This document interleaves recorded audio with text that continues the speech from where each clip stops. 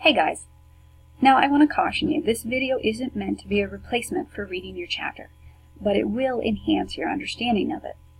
If you want to understand North America, it's good to have some background data on some fundamental principles in economics.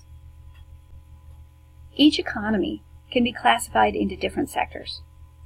Each will have one sector that is dominant or makes the most money for a state or a region. Here you see a 2017 map of the United States that depicts dominant sectors of the economy that are based on individual counties. Now when we look at economic sectors, there are 5 different types. There's the primary, the secondary, the tertiary, the quaternary, and the quinary sectors. Primary activities, or the primary sector, is categorized based on extraction activities. That is, we are extracting resources from our environment. We might be doing that by engaging in agriculture, or by hunting or gathering, or by grazing animals. We might be doing that by fishing, or by engaging in harvesting timber through forestry, or through mining. But we are extracting natural materials out of our environment in one way or another. Whereas when we look at secondary activities, here we are engaged in adding value to raw materials through refining or combining them to increase their overall utility. So essentially what we're going to do in secondary activities, or in the secondary sector of our economy, is to engage in manufacturing.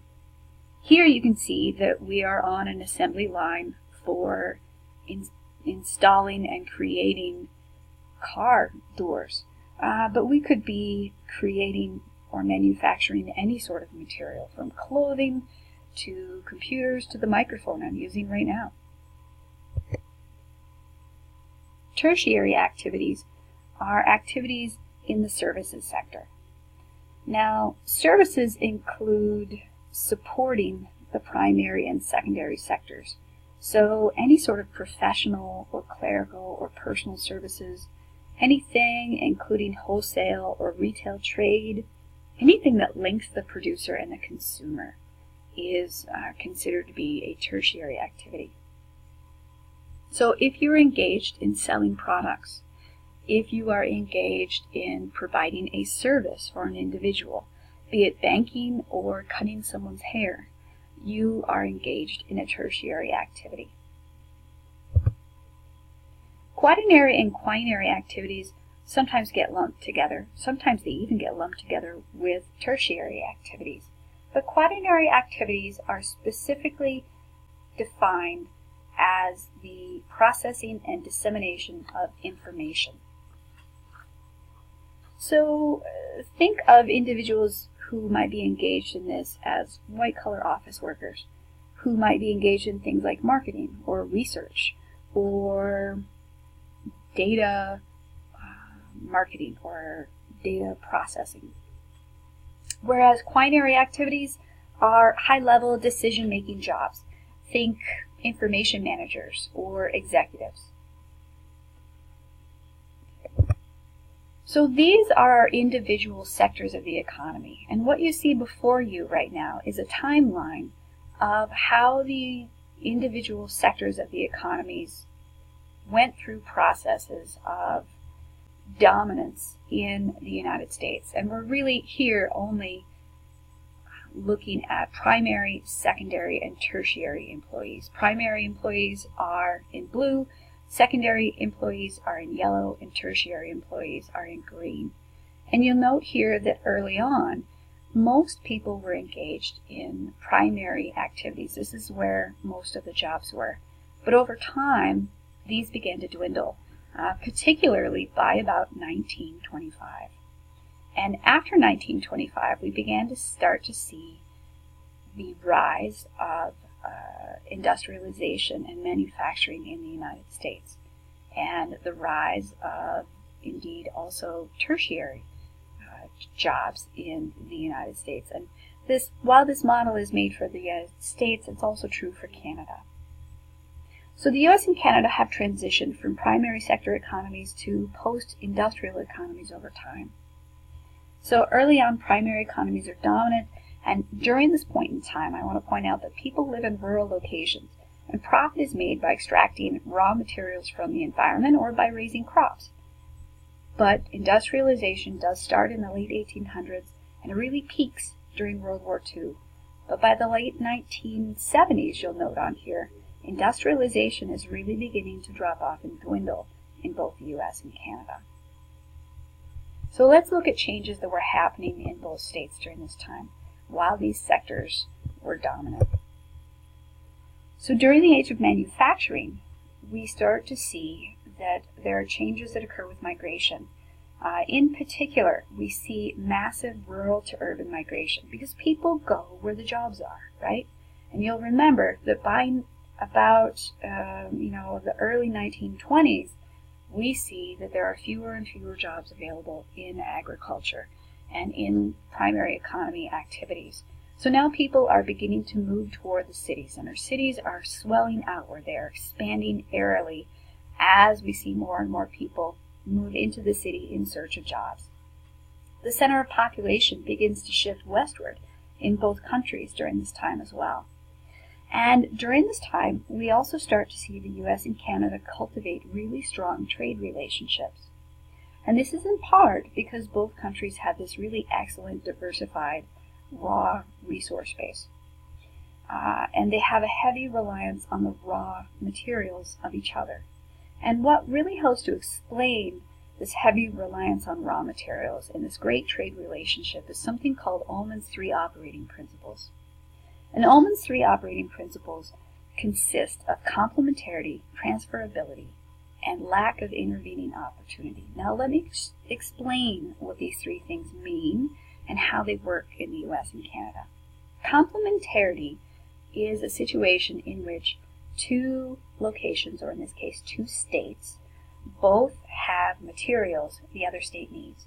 In the case of the US and Canada, the US was full of grain, and Canada was in need of that grain, and Canada had great deposits of iron ore and coal. And so both of these countries were able to exchange this. They were able to exchange these raw materials that they were in need of. And the great thing is they both had transferability. They had an easy way to exchange these goods back and forth between their states.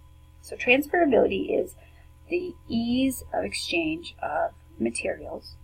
And that easy transport, as you might guess from our map, came in the place of the Great Lakes and the St. Lawrence Seaway. Now, as shipping routes developed between the US and Canada, this also meant there was a lack of intervening opportunity between these two countries. That is, there was no individual country in between them that would prevent them from trading with each other. They share a border. So it meant that it was really just a very natural thing for them to become such important trading partners. And in fact, today, even though we're no longer, primary or secondary sector dominant economies, we're still each other's chief trading partners. 87% of Canada's exports still go to the United States, and 64% of the United States exports still go to Canada. And in fact, this was further solidified in 1993 with the passing of NAFTA. NAFTA stands for the North American Free Trade Agreement, the largest trade agreement in the world in terms of gross domestic product, and it's solidified this trade relationship. So while all of this is going on, this all strongly influences human migration. People want to live where the jobs are, and all of this manufacturing in this area means that there was a call for jobs. So we see the formation in Wisconsin, in Michigan, in Illinois, in Indiana, in Ohio, in New York, in Pennsylvania, all along the southern portion in America of the Great Lakes, of something called the Steel Belt. And the population concentrates in the American Steel Belt. And then also in part in the eastern portion of southern Canada as well. But look at our red lines in our timeline. By the early 1980s, both states had transitioned to service-based economies. And this well-established industrialization was giving rise to something we call a post-industrial economy. So what do we mean when we say a post-industrial economy?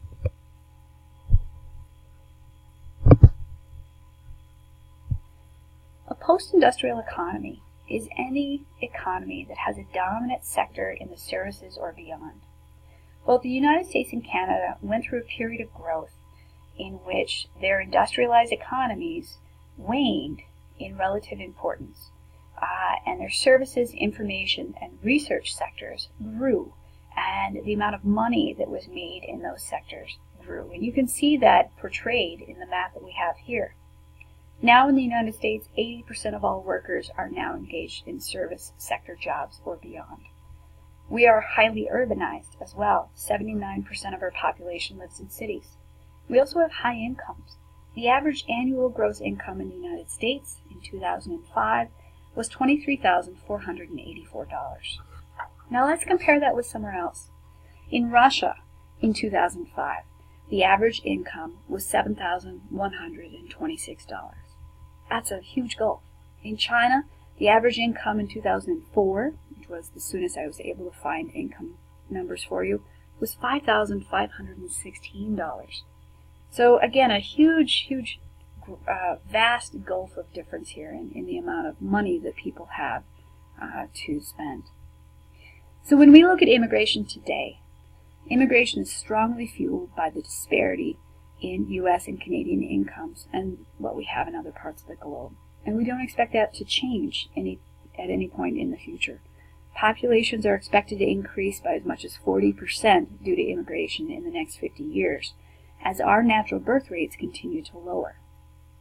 Manufacturing is also continuing to wane as we see corporations outsource business to other countries to take advantage of cheaper labor. And we'll revisit this concept again when we talk about Mexico. Meanwhile, as this process of manufacturing began in the United States, we saw this huge population expansion and growth in our cities, and I do want to touch upon that before we close out today.